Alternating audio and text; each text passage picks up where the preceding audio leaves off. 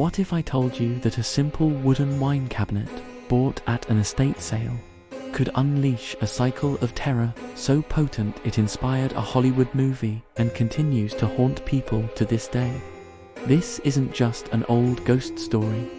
This is the tale of the Dybbuk Box, a modern relic whose malice seems to have no end. It all began in 2001 in Portland, Oregon. An antique restorer named Kevin Mannis was browsing an estate sale when he came across a small wine cabinet. It had belonged to a 103-year-old Holocaust survivor named Havila. Her granddaughter warned him, explaining that her grandmother kept the box sealed her entire life. She said it contained a Dybbuk, malicious, restless spirit from Jewish folklore, and that it must never, ever be opened.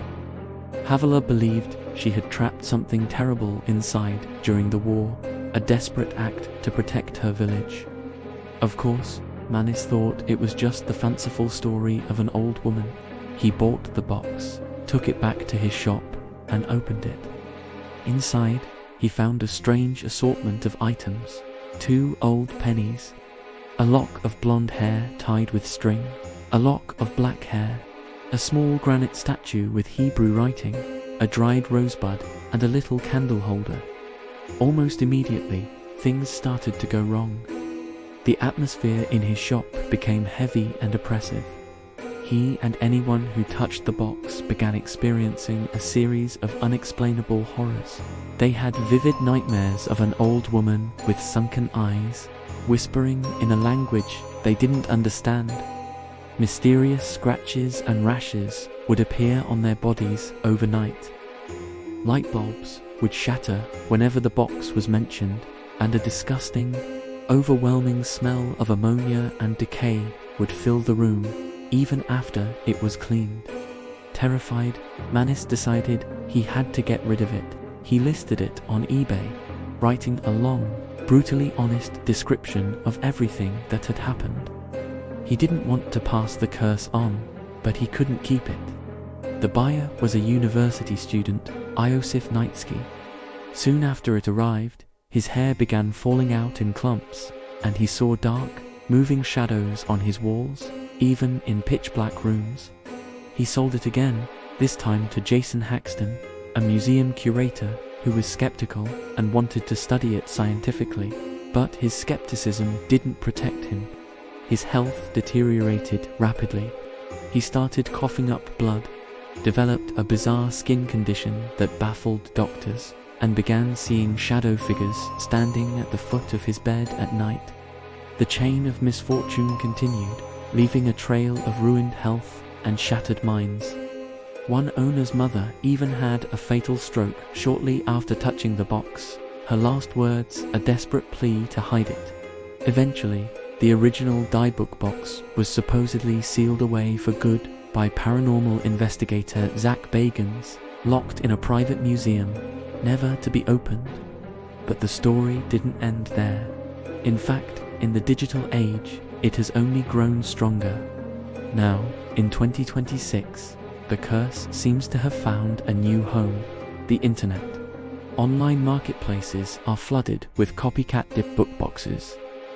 You might think these are just fakes made by sellers trying to cash in on the legend, but the effects reported by buyers are disturbingly similar to the original.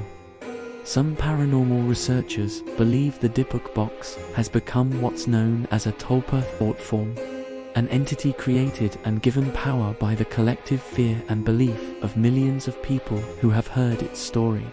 Earlier this year, a woman in Ohio bought what was listed as a vintage cabinet with a haunted history.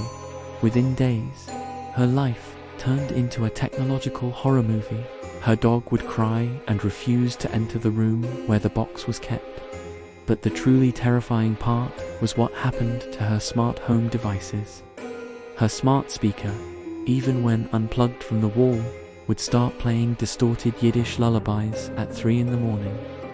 Her security cameras captured strange orbs of light and shadowy figures that seemed to crawl out of the cabinet itself.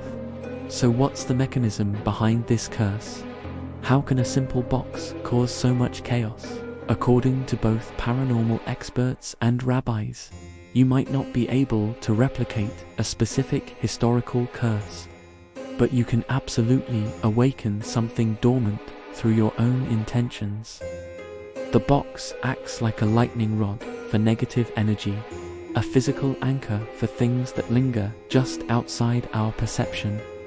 In Jewish mysticism, binding a spirit requires specific rituals and physical seals. When a curious buyer opens one of these boxes, a replicate, they are symbolically breaking that seal. The items found inside aren't random junk. They're the components of a spirit trap. The lock of hair provides a biological link to a person. The coins could be a toll for an otherworldly passage. The carved statue acts as a focal point for the entity's consciousness. When you disturb these items, you release the energy that was trapped inside, and it often latches onto the nearest living thing, you.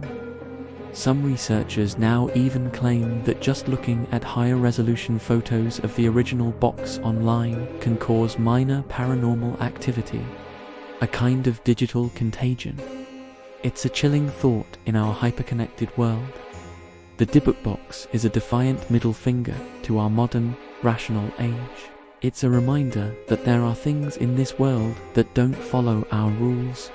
Whether it's a genuine supernatural phenomenon or just a case of mass hysteria fueled by a terrifying story, one thing is clear: some doors are meant to stay closed. The same curiosity that drives us to explore the unknown is what allows the unknown to crawl into our lives. The market for haunted antiques is booming.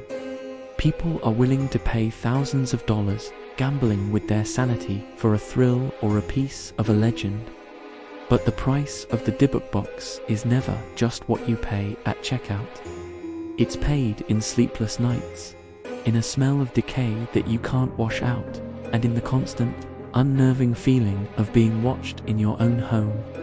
Lately, the story has taken an even darker turn.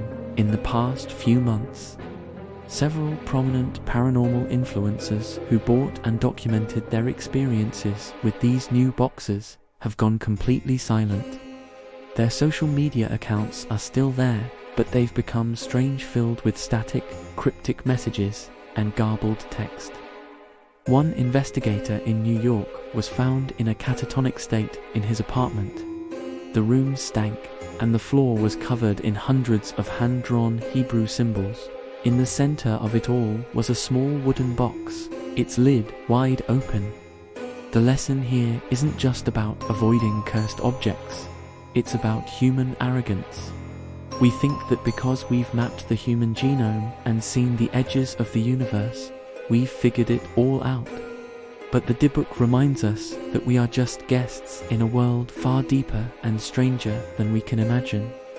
So tonight, when you're scrolling through the internet, remember this story.